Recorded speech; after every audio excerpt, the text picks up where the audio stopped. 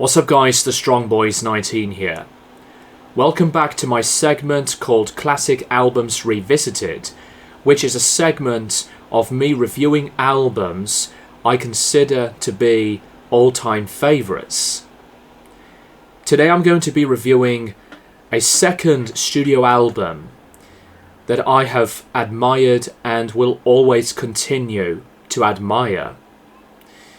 This is a treasured album with the multiple amount of reasons why this has been such a seminal piece of heavy metal history.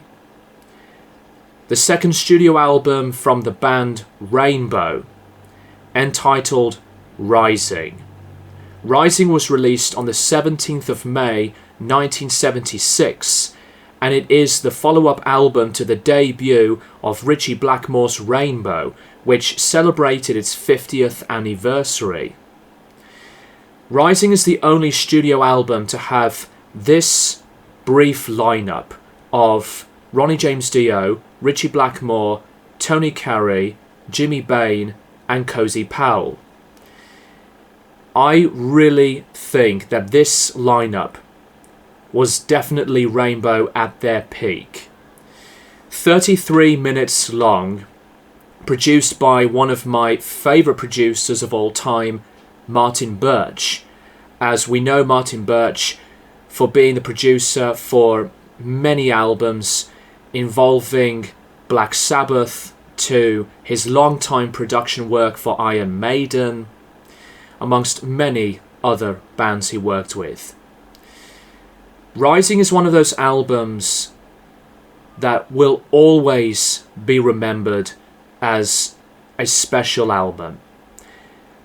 I do find it insane that there's a lot of people who have loved this album but have never cited this as one of their top 3 favourite heavy metal albums of all time. Yes, there's other albums in the genre, like with Painkiller, to The Number of the Beast, and Paranoid. But Rising is one of those albums that should have been known as one of the ultimate albums. I do consider this one to be not just one of the greatest albums in heavy metal, but of all time in music. There's so many things to describe this album that for those of you who have not discovered this album for the first time, you should not miss out on it whatsoever. It's one of those experiences that if you want to discover heavy metal, Rising is always one of those albums for you. It's timeless, it is just stunning, and one of the best ever examples why the genre is still as important. Another amazing thing to know about from the making of this album, the band did not record multiple takes. This whole album was recorded in just 1 or 2 takes, which is just incredible. There's so much effort that has been highly developed just to make everything right, with the balance, the structures of the songs, the whole material to be ready enough for all of it to be recorded as professionally. The opening song is Tarot Woman, nearly 6 minutes of incredible brilliance.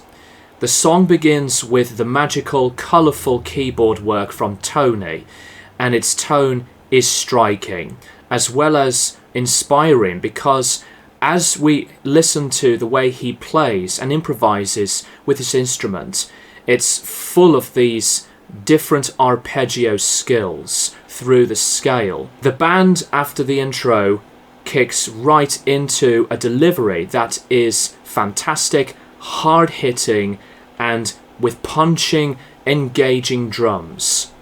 Dio's vocals are instantly right there. He's in front of you to tell a story, and the way he sounds from pretty much the whole album has been full of angst, melody, and a lot of strength. I also love the key change after the solo. Ritchie's guitar solo work has been heavily classical inspired through the explosive arpeggio through the key of the song. The speed throughout the whole thing was manic, and his playing increased the intensity, which brings the song a lot of the power. Throughout the whole song, lyrically, the song is about a man finding out what his fate would be when he goes to see a tarot woman. The tarot woman says beware of a smile to him and a bright shining face. However, he will be negatively tricked by his future partner in a relationship. Run with the wolf. Instantly, as soon as you hear the banging crashed drums and cymbals and opening lick, and as soon as Dio starts singing, it's full of energy because the hook is brilliant. The rhythm section connects each beat so precisely. A fun groove and harmony vocals that sounded stunning. Musically, Run with the Wolf is more or less like a bluesy amount of style with different licks, and Cozy's drumming is full of attack with the bass drum. Huge amount of power he really brings behind the kit. Dio's imagery of lyrics tell the tale around the darkness surrounding the werewolf, atmospheric lines, and to describe the experience, referencing the moon as the unholy light and the hole in the sky. In mythology, the werewolf will be transformed under the light of it. The sirens have been metaphorically written to describe the bloodlust, and Dio references you as the werewolf, which is a really interesting take through his own imaginative expression and originality. When a werewolf begins to howl, the transformation happens, and after a night of rain, the werewolf reaches its fate. This is another one of the top, strongest songs on this album. Run with the Wolf is always a banger. To follow Tarot Woman with this track, it is perfect. Starstruck, just like what we've heard on Tarot Woman and Run with the Wolf. Another best part about the album, this is one of those songs that's memorable. Another follow-up song with inspired, wonderful blues styles again. It's got a lot of simplicity, while the rocky, structured piece of music sounds like it's just bouncy and fun to listen to, as both the drums, bass, and the guitars all play along together. Dio's performance delivered so confidently as each part matches every single one of them, a terrific and yet joyous sound. This is a different set of lyrics because Starstruck is based around a female fan who has been intensely obsessed with Ritchie, and it's all around that story, following the band around wherever they go to different places. And obviously when you are obsessed with a band, you would think that you will be just there for the music and to, keep it all comfortable and safe for the band and the entourage. But later on, the lyrics turn into something very uncomfortable because it had reached to the point where she is more or less a stalker than a fan, which makes so much more sense because unfortunately that has been an issue for a long time now. So I can really feel that this inspiration for the lyrics to be not just different, but I think it could be relevant in today's point of view and in this day and age. Obviously, I do love a lot of what Rainbow had been creating, but if somebody has been so obsessive, things will be turning very bad and maybe inevitable. But despite that, Starstruck is just as terrific and one of the other best songs the band had created. The shortest, nearly 3-minute song on the album is Do You Close Your Eyes? When it comes to classic albums, especially in this genre, I don't see a lot of people really citing this one as one of their favourites, and they would see this as their weakest because obviously the last 2 tracks are the epics and their greatest songs. But Do You Close Your Eyes is one of those songs that does not have any flaws. It perfectly goes into a sound that is positive, and I admire this song for that very reason. Into a major key, the chorus is glorious, not just to hear the harmonies, but with the later sound of the hand claps to add a bit more depth into the song. The song feels like it's the only hard rock moment. Obviously, it's not just the talks about both Dio and Ritchie. What makes this song just as awesome? The other 3 guys in the band, Cozy, Tony and Jimmy, made the song super great because of their musicianship. The way Dio expresses himself in these lyrics, it feels like a personal, vulnerable, innocent way of emotions. It shows more of the moment of wanting to understand and to connect with someone with affection, as well as to think about the choices you decide to make. So throughout most of the album, with these fantasy-themed lyrics, I find Do You Close Your Eyes to be, at some points, a bit of a misunderstood gem. I would put this in as one of my favourite underrated songs on classic albums in the genre. One of those other songs that deserves loads more of the credit. These last 2 songs on here are always worth the celebration of praise. The second to last song, Stargazer.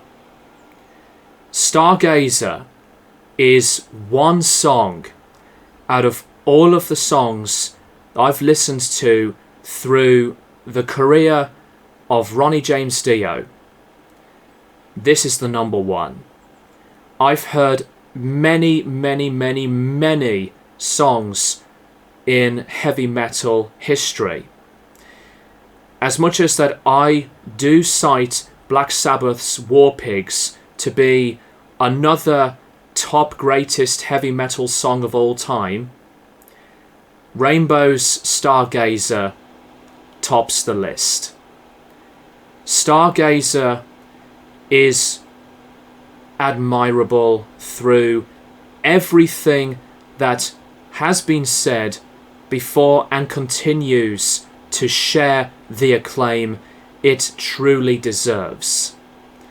For an album that will be 50 years old next year, Stargazer is one of the best pinnacle moments in music. The song is an absolute masterpiece. All of the song is perfection through emotion, dramatic skills, and glorified style of writing. All of the pieces of music through the verses to the chorus are magnetic to listen to. Through the soloing, Ritchie Blackmore's solo was created by using the B Phrygian dominant scale, sometimes with the minor scale.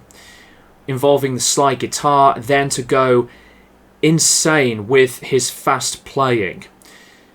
Besides adding some more of the melodic notes in between, Dio's vocals are out of this world, which defined his talent, heartfelt, with character and motivation. Stargazers, powerful and heavy, and sometimes it can be emotional. I will always listen to this song and never ever get tired of it. I say emotional because you do feel the way Dio sings his heart out through the lyrics, especially through the repetition of the chorus, and then the song slowly fades out. You feel the dread, true human expression. It's a triumphant song. I will always adore it, from then to today. Stargazer's lyrics tell a tale of a slave working for 9 years, but there's a wizard involved at the same time, and the wizard creates his shadow to block the sun. The slave asks the wizard where is his star and the place he wants to be because of the Tower of Stone and his powers of magic. He thinks they'll leave with him and to reach for the star. The main purpose of what the wizard wanted to do is to have the tower built for him to reach the sky. He did recruit all of the slaves to work, to which many of them would die from either overworking or through harsh conditions. The slave wants to know the truth behind all of the suffering that he and the others were going through in these ways, and he will find out later on in the song. Dio was inspired by Egyptian histories as he was writing the lyrics, and the imagery makes it all so clear to make the meaning of this song so profound. The last line on the pre-chorus with the words "I believe" means that the slave still believes in the wizard, and he did say those same words from the first pre-chorus. So the slave and the others did have faith for the wizard before the inevitable happens. The slaves believed in the wizard, and they wanted to see him go up to the top, to the star, and fly higher and higher. But as he goes further up, the change happens, as he falls back down and he reached his fate. In the last pre-chorus, it shows the realization and the emotions that all of the believing for the wizard was completely gone. Time continues to go so slowly. After the wizard's fate, they didn't think of the wizard anymore, and the emotions were coming out. The slave asks himself about the fates from the other slaves throughout the years, while they used to be working with someone who is not a true god. The anger came out, as well as to feel so distraught to see the Tower of Stone that has been made with the slave's flesh and bones. Then in the distance there was a rainbow that's rising, which shows the meaning of hope. The slaves are now all completely free to be together, to go back to where they came from. After the story for now from Stargazer, it continues into the final song on the album, another 8-minute monster called A Light in the Black. When I listen to this song, I do pay attention to the sound of rainbow as musicians. This lineup concludes the entire album of Rising in such an achievement that is monstrous. It's a sound that is immense and ferocious from their tones, and the tones carry a lot of the weight. Loud drums, fast-paced riffing and shredding and wild, crazy keyboard soloing and the vocals to wrap everything up in a triumphant setting. I know I say triumphant previously, like with Stargazer, but these two songs, in my opinion, are the best of the best in terms of finalizing an album in this style of music. I just cherish this one so much, just as highly as Stargazer. All of the entirety, no negatives to be addressed. Lyrically speaking of the story, the slaves never forgot the wizard's face after their broken dreams and all of the effort of them building the Tower of Stone that ended up being all for nothing. They still question themselves if they're actually truly free and that the time was lost. All of what they have done for the wizard had turned into a dream, and they want to understand their whole purpose after what happened. In the aftermath of it, they want to find a new purpose while they're moving forward. In the chorus, the slave questions himself if he's got the hope for him to be coming home. In the second verse, he is then understanding the freedom that he and the others are having. They were used by the wizard earlier on, but never again. The lines of an opens door but without a key, the key has been actually their freedom all the way through it. Now, the ending of the story in the very last few lyrics at the end of the song can be made in two separate interpretations. The first interpretation, the slave and the rest are free and found their way back home. The slave still remembers the moment of him seeing the star of the wizard and to be there with him, like a gathering for him and the rest of the slaves to be with the wizard. However, the second interpretation is different because through the harsh conditions and the pain they had suffered for many years, they did die and they come back home, but to be up in the sky on the other side. While they are going up, they see the star that the wizard didn't reach. Martin Birch's take on the production for Rising is, to me, some of his best. Multiple layers where each of the sound has been beautifully mixed, and besides his work through multiple albums, I find his production techniques to sound so crispy and as dynamic through the volumes of the band and these layers to combine all of them into this gigantic sound. It all passionately connected, all in one sitting. And besides that, this is the only album to feature Jimmy Bain. For this lineup, I never thought that they would make another album like this. People loved the album of Ritchie Blackmore's Rainbow, the debut album. Some loved that album that much, as high as Rising. But to me, with my time of listening to the band's work, Rising is the number one. The unstoppable beast of one of heavy metal's giants. Let me know what you guys think of this album in the comments down below. Thank you guys for watching, and I will keep you guys posted for more videos in the near future.